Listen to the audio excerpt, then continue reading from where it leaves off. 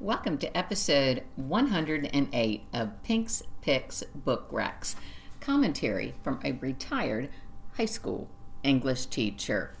Best-selling author Kristin Hannah conceived of The Women in 1997, but claimed that as a young writer she lacked the skill and maturity to achieve her vision. Readers rejoice. Hannah's well-researched, decades-in-the-making historical fiction from the perspective of protagonist Frankie McGrath gives hard-earned, long-overdue gravitas to the estimated 10,000 females who served in Viet Nam. The book begins in May of 1966 at the Coronado Island beachfront estate of Frankie's parents, who are hosting a bon voyage party for Frankie's beloved brother, Finley, who is soon shipping out to Southeast Asia. 20-year-old Frankie, who graduated early with honors, is a newly registered nurse when a patient inspires her to enlist, a possibility she hadn't previously pondered, to join Finley overseas. After being rejected by both the Navy and Air Force for not having 2 years of stateside experience, Second Lieutenant Frances McGrath boarded a jet bound for Viet Nam, the lone woman amongst 257 Army soldiers. From that point forward, we follow Frankie through friendships formed, relationships failed, tragedies and triumphs faced, and the not yet named PTSD that plagued her and was worsened by the idea that she'd gone to war a patriot and come home a pariah. Despite the pain, Frankie misses the purpose that she'd felt and the person who she'd been over there. Stylistically, I love Hannah's use of tableau, juxtaposition, and oral imagery. The tableau that moves me most is a scene in Frankie's father's office where an entire wall is devoted to their family history, especially the war heroes. This foreshadows so much of the plot and Frankie's internal conflict. Finley's photo eventually holds a hallowed place there. Frankie's does not. Rather than pride, her parents harbor embarrassment about her time in Viet Nam, even telling their country club crowd that she'd been studying abroad during her absence.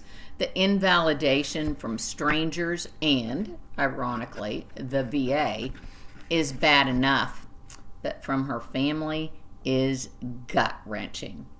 Hannah's most powerful juxtaposition places the mass casualties, blood, leprosy, amputations, rat bites, and what's left of a soldier after a landmine explosion in the medical tents next to the verdant mountains in the distance that reached up into the blue cloud-strewn sky, with the nearby water a stunning turquoise.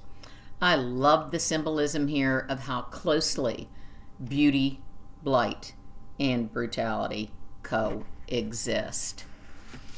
Though Hannah's oral imagery is pervasive and varied, I particularly enjoy her use of onomatopoeia, I love that word, and song references.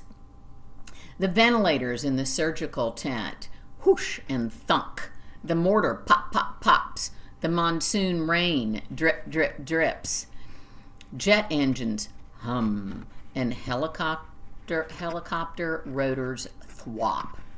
Meanwhile, the music of Vietnam is the music of their generation.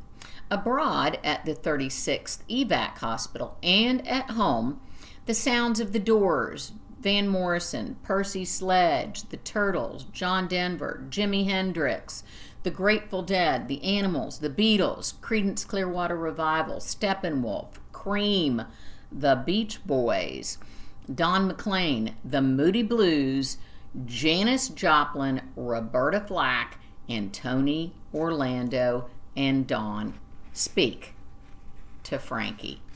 I read The Women months ago, then listened to the audio book, then revisited it, as I always do, for this episode. So my exposure has been tremendous. In all of these readings and discussions, the only complaint that I have ever read or heard is perhaps the implausibility of so many life-changing events happening to one person, our protagonist, Frankie. However, if we stop to think about people who we know or people we know of, we can find someone who sadly has experienced an unfathomable amount of tragedy.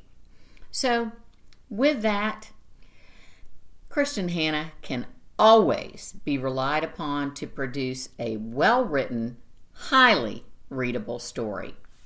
With that, wrong one, I give it an A. Until next time, be careful, make good choices, and do your homework. Bye-bye.